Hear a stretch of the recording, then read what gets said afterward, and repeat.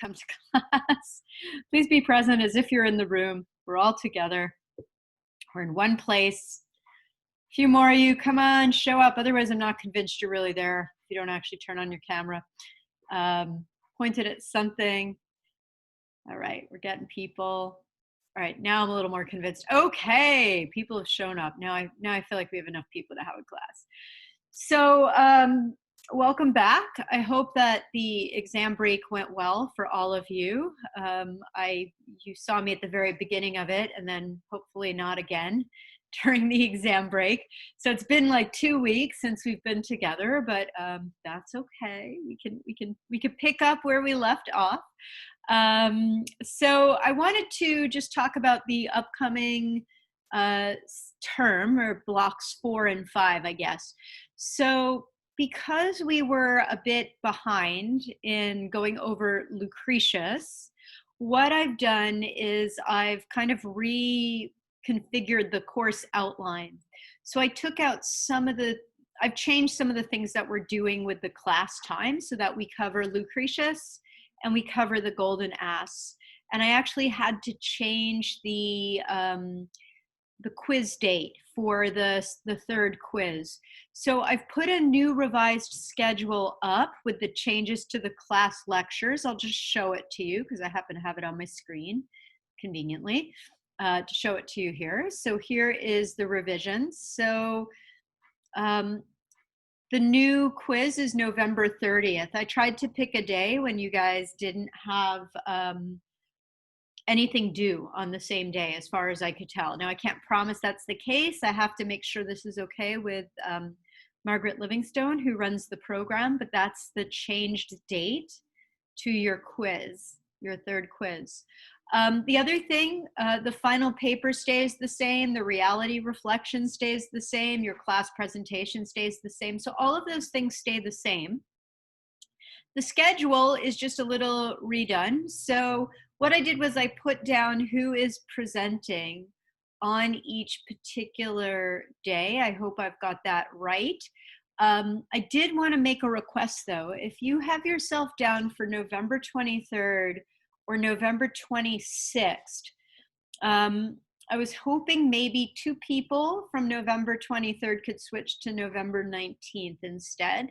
And you can let me know that in Mayo privately, or someone from November 26th could switch maybe to December 3rd instead. So we only have 2 presentations on the 23rd and the 26th. Or you could switch to earlier if you want to, but I think that will be beneficial. So this group of people, because originally this was a day when we were just going to do presentations, but that's going to change based on the way the class schedule. The other day that's really important is December 3rd, which I call paper revision day. So it's sort of the last day of our class that we meet together. And on this day, you get to bring in whatever status your paper is at, and we're gonna do kind of like in-class revision, which is a requirement of this type of course, a worldviews course. So that's why we're doing that on that particular day on December 3rd.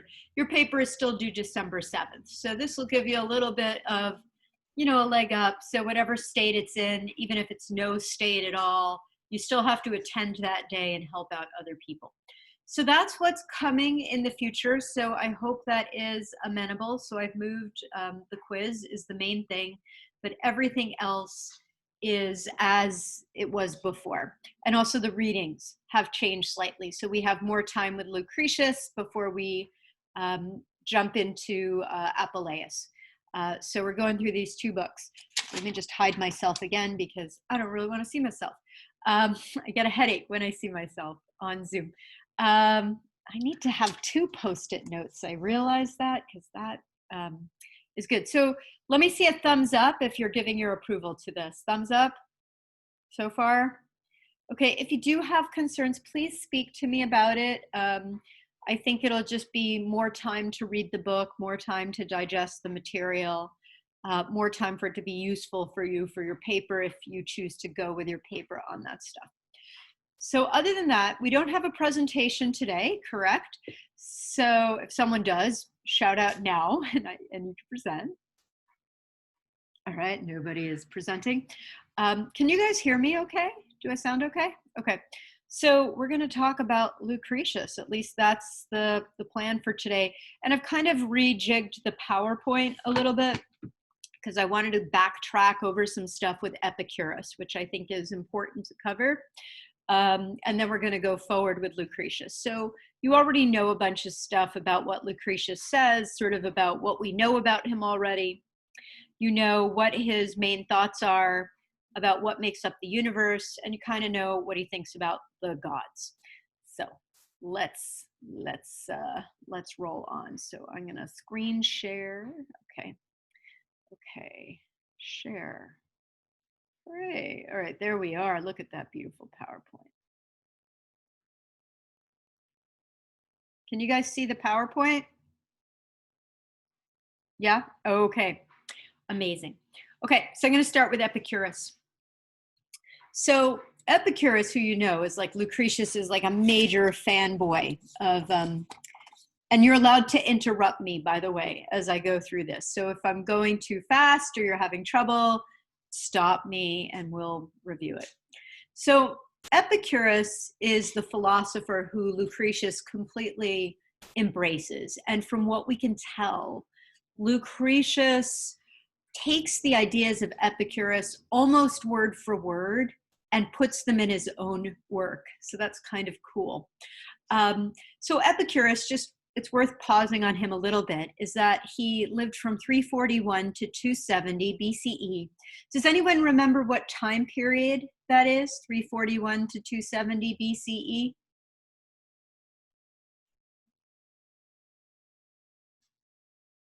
What would be going on in the... I think it's classical. Say that louder. Classical period? I'm not sure. It's not the classical period. Well, it does overlap a little with the classical period, in fact, but it also overlaps with another period. The Roman Republic? It overlaps with the Roman Republic, absolutely. And it overlaps a little bit, of course, with the Hellenistic period.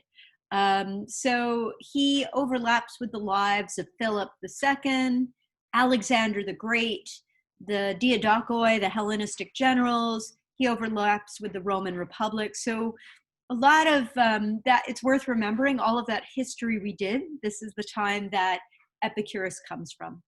So Epicurus, he was born on the island of Samos, which is a Greek island and a colony of Athens.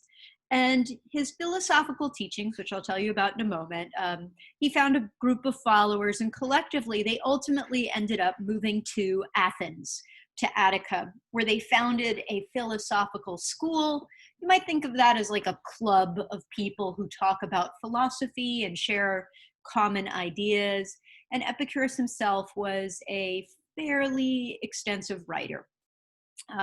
We have a copy of his will, so like his last will and testament, you might say. And he talks about the scrolls, and he gives his scrolls to like his followers, certain followers. And we find out about some of the many scrolls that he wrote that he's dedicating to others. So he was a prolific writer. And he wrote about a lot of different topics. And most of what he wrote, we don't have. So in fact, Lucretius here is some of our best and most complete stuff from Epicurus, because as some of the work that overlap shows us, Lucretius takes his ideas kind of just outright and restates them in Latin. But we know that he wrote about a lot of different areas: physics, astronomy, psychology, philosophy, very reflective of philosophers of the time. So of course, Lucretius's goal was to take Epicurus's ideas and take them to Italy. So this map I just kind of made because Samos is over here. It's an island over there, kind of close to Turkey. He moved around a bit. He developed a following as he sort of traveled around, and eventually he went to Athens, where he set up a school, as it's called. And eventually, one of the Epicurean followers, or someone who was a follower many years later, traveled to Italy and set up a school there. And Lucretius probably became familiar with Epicurus through this Italian school of Epicurean thought. But I just want to talk about Epicurus, like I said, and sort of how he survives. So this is like a lengthy list of where his work survives. And some of it is really, actually, some of it is super cool and being worked on like right now. So first of all, we have copies of a few of his letters. People were fairly extensive letter writers back when you can write letters and you didn't write texts or emails to people, or I don't know, video logs or whatever. So we have 3 of his letters that he wrote to his friends that ended up being copied by another writer. And those letters are letters to Herodotus, a letter to Pythocles, and a letter to Menicius here. And what's sort of interesting is that the letter to Herodotus is about Epicurean physics. And in fact, when we read Lucretius, we can see that that's how Lucretius took these ideas, plagiarized them right from Epicurus, we might say, in this letter. So we can confirm that. And that's kind of cool. And there are other writers who quote Epicurus. He was very popular. People love the things he says, so they would do a little Epicurus quote. We have a copy of Epicurus's will, and I think if you download the PowerPoint, you might see in the bottom, there's like a link to his will if you want to have a look at what his will says. Now, what's sort of super cool, the last 2, though, are super cool, I think. The first one is that in the city of Herculaneum, which was destroyed by the same volcanic eruption that destroyed Pompeii, there was a lawyer who collected books. Books, though, were papyrus scrolls. And there's hundreds of scrolls that were found carbonized in this guy's house from the eruption. Now, when paper carbonizes, it basically it turns to charcoal, right? But using technology, they have been able to unroll and begin to translate or figure out what is written on a number of these scrolls. They're very, very fragmentary, but just for example, one of the scrolls on nature was a scroll. This is Epicurus's work. It's called On Nature, and 37 papyrus rolls. This work took up 37 papyrus rolls that this guy owned. So this is one of the works that has been able to be at least partially read, and it's a very cruel. It's a very cool thing, and in fact, they're using AI now with this. So there's it's like cutting edge technology being used on some of the oldest, philosophical texts from Western culture. So it's kind of super cool. I'll show you a picture of one from Naples. You could see how badly damaged they are, so you'll see that in a moment. The other really cool place that Epicurus can be read is from Turkey. There was a guy named Diogenes who lived in this town, Oinoanda, in Turkey. And he loved Epicurus's teaching so much, he's another fanboy, that he built a wall. And on the wall, he had a number of Epicurean works and teachings written on the wall so that his fellow townspeople could read Epicurus as they were walking by. So I think that's pretty cool too. So a number of the works or sections of works are a treatise on physics, a treatise on ethics, a treatise on old age, maxims, some of the letters. So it's another really cool source. But again, much like the library, the wall is badly damaged. So we can't read the whole thing. We can only read part of it. But just to show you an example of these scrolls, so this is a pretty old one, and this one isn't carbonized. This one was unrolled, and they were able to read the writing on the scroll. So, a scroll is basically like a sheet of paper that would have been, rolled up. This is your book. This is your ancient book. What's kind of cool is they would put like a little tag on the end so that you would know what almost like, so a book, right, has the name on the spine, so you can find it on a bookshelf. Well, they would store their scrolls in a basket, and they had like a little tag on the end so you could see what the scroll was. And then to read it, you would unroll it, to read it as you would go. I guess it would roll the other way, but you would read it to read the text. So these are some pieces of some of the Epicurean scrolls that survive from Herculaneum. Just ignore the next slide because it's a mistake. It's out of order. This is the wall that Diogenes built in Turkey. So this is a picture of it. It's not my picture of it, unfortunately, but you can see it's not complete. It's, it's all over the ground. And here's a fragment of the Epicurean writing inscribed on the wall. So you could read sections of Epicurus from this wall. Now, the reason why I'm going over all of these things, of course, is that we know that by comparing the surviving works of Epicurus, which are written in Greek, with Lucretius's Latin work, we can kind of compare the two and see, how accurate is Lucretius. And what we find when you compare the two is that Epicurus's ideas are intact, but Lucretius writes them in a poetic form called hexameter verse. And this kind of verse is associated with epic poetry. So it's like he's taken science and turned it into like an epic myth about great heroes. It'd be the same kind of style that the Iliad and the Odyssey are written in. So, I mean, if you're really motivated, maybe you will take some work of science and rewrite it as a form of epic poetry. That's like a crazy, funny project in imitation of Lucretius. I challenge you to do this and translate it to another language. That would be kind of awesome as well. But we also find out what Lucretius focused on, because we know Epicurus wrote about a lot of things. He was very interested in Epicurus's ideas of physics, so how does stuff move and what makes stuff up? He was interested in Epicurus's psychology, so sort of, what are the motivations of people, how you should live your life. It wasn't quite called psychology. Epistemology, how do we know what we know? So Lucretius, does anyone remember how Lucretius sort of figures things out about atoms and void? What does he rely on for his information? Empirical evidence and observations. Empirical evidence and observations. Well, Epicurus says this as well, that what we know, he has a very, very elaborate form of knowing that comes down to we have to rely on our senses to know what is real. It's very much, I think, in contrast to what neuroscientists today think, where like reality perceived by our senses has to be interpreted by our brain, and our brain doesn't get it right.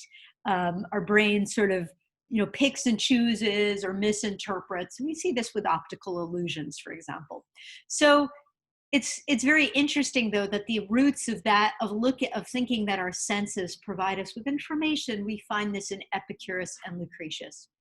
But the other thing about Lucretius is that his goals relate to Epicurean ideas about what is man's greatest pleasure? Like, why are we alive?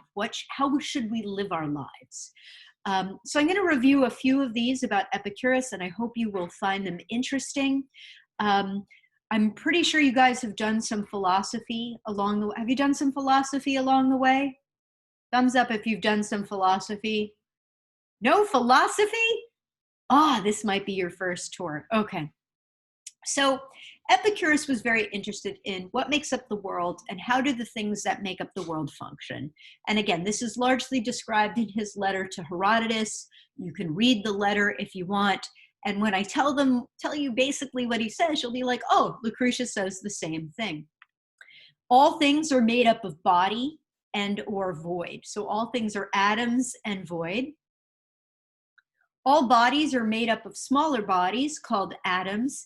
And I often will make this comparison that an atom is like a Lego it's a small piece that you can reuse, that you can use to build a Colosseum. And then you can take those atoms or those Legos apart and build, I don't know, the Millennium Millennium Falcon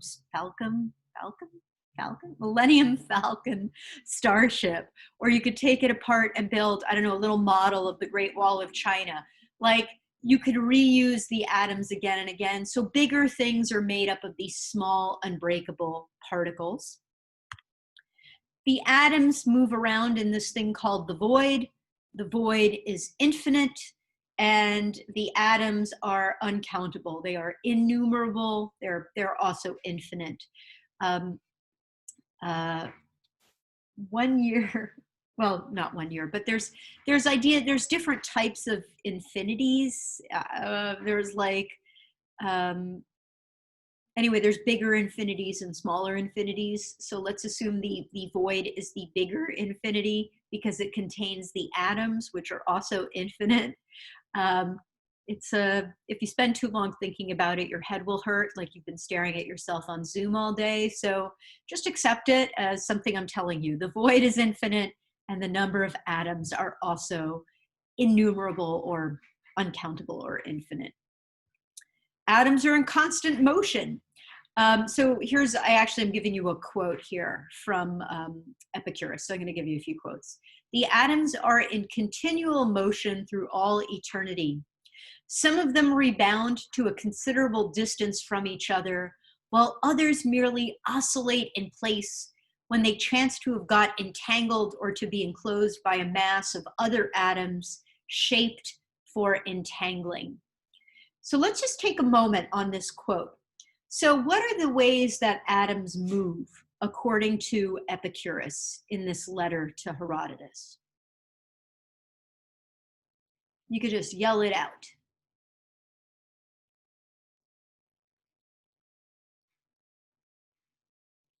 Who do I see? I'm going to pick on someone because I'm really mean today. Eden, are you with us? I don't know if Eden's actually. Yeah. All right, Eden. So how do atoms move? Basically, some of them can either oscillate in place and they could go closer or farther from each other. Okay, some of them oscillate in place. Not only can they go closer and further from each other, but what does it mean if they rebound?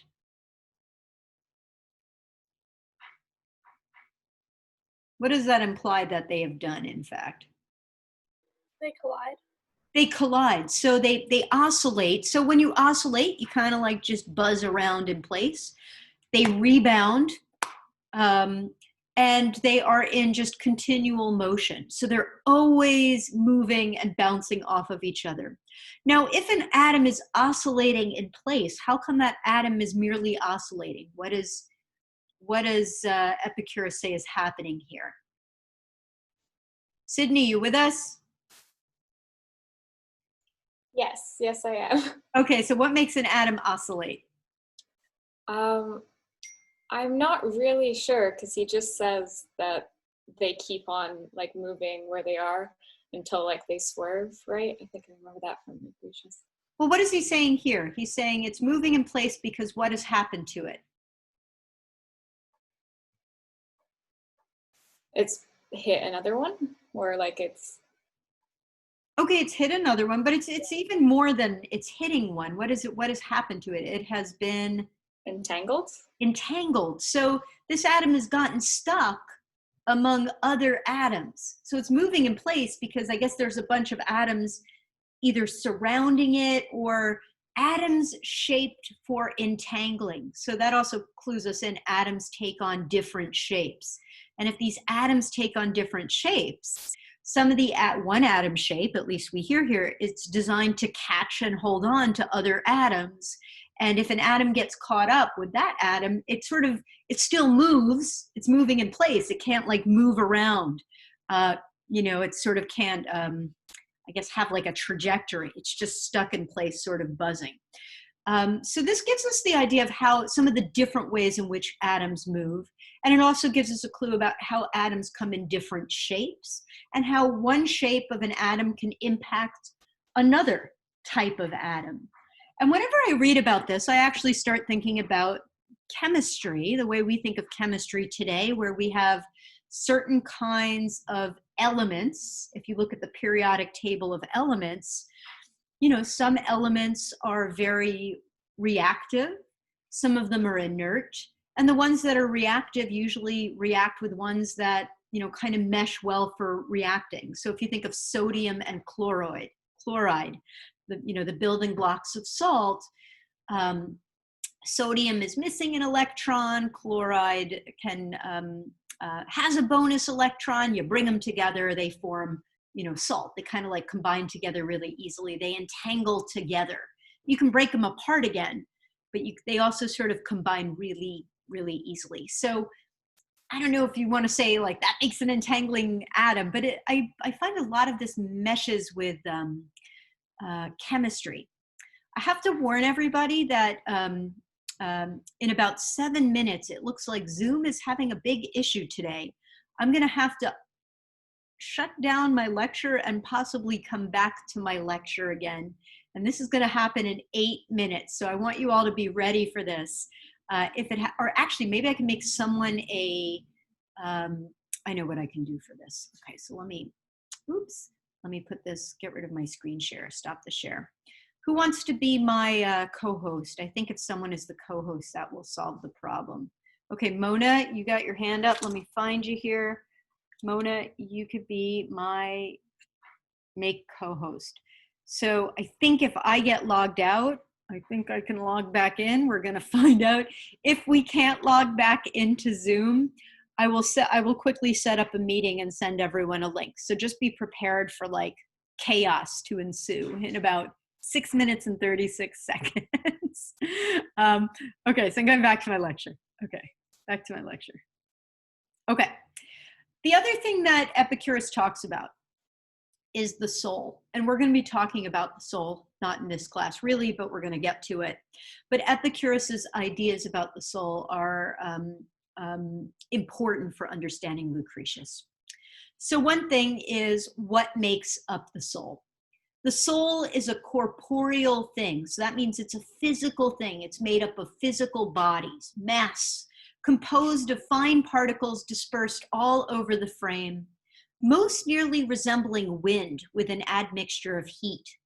But again, there is the third part, which exceeds the other two in the fineness of its particles. So according to Epicurus, your soul is made up of physical stuff, atoms. Some of them are like windy, some of them are hot, windy and hot, and some are very fine.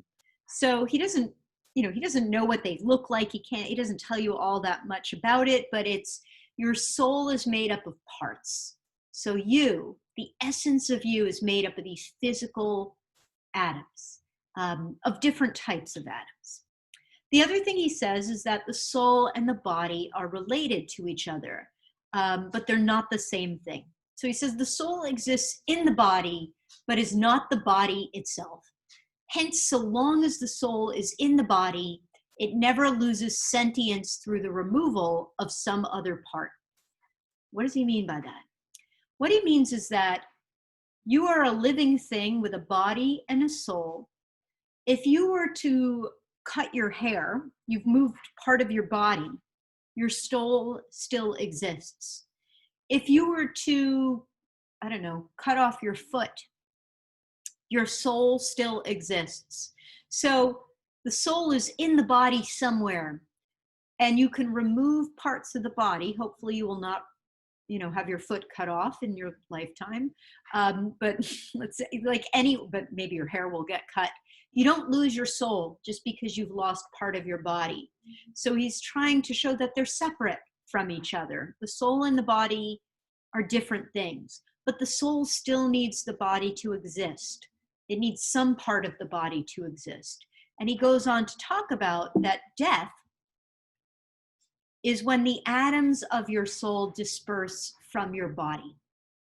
So all the atoms that make up your soul leave your body, and then you no longer exist. You just stop your existence entirely. What are those atoms going to do once they leave your body? Anyone can answer. They rearranged to be something else. They rearranged to be something else. And what were those atoms before they became your body? Like a part of nature, somewhere they used to be before. Wherever they used to be before. So they were all in different things before. They come together to make you, and then when you stop existing, they go off and make new things. In theory, it probably could remake you, but it kind of can't at the same time because there's a lot of other factors going on at the same time. But Lucretius is going to say very much the exact same things as Epicurus, although by reading Lucretius, you're going to see a little bit more of the argumentation and understanding of what the soul is and what makes it up. The other thing about Epicurus is he does talk about the gods, and Lucretius spends a lot of time arguing why people shouldn't worry about the gods. So I'm just going to overview kind of the key points that Epicurus has about the gods. He says, first of all, they exist, and like everything else, they're made up of atoms. They are blessed and happy, and they are not interested in people at all. Because caring about people would interrupt their happiness. And why would they bother? This ties into Epicurus's main goal for existence, which is pleasure. So why would you ever do anything that would take away from your pleasure unless there was a greater pleasure to be gained? So caring about people is not going to help the gods, so they really don't care about people. And in fact, Epicurus talks about how the gods are unaware of us, that they actually live in this intermundia, between the worlds is what that means. It's a different space. They're not in the same space as us entirely, which of course, the conclusions of that is the gods don't control our lives, which means they don't decide when we live, when we die, what happens to us in our life, and they also don't control our deaths. Now, just to pause for a moment, I hope this doesn't disappear. It looks like it's gonna go, and we're gonna find out. Hold on, I'm gonna stop sharing right now. I'm like waiting for the big one to happen. How do I upgrade? Please contact your Marianopolis support team. I will. Good times. That's so weird. All right, I'm gonna see if I could rejoin you. Please join the class here. You will be redirected to Zoom. Okay, so I'm gonna try leaving and I'm gonna try rejoining, okay? So Mona, you hold the fort.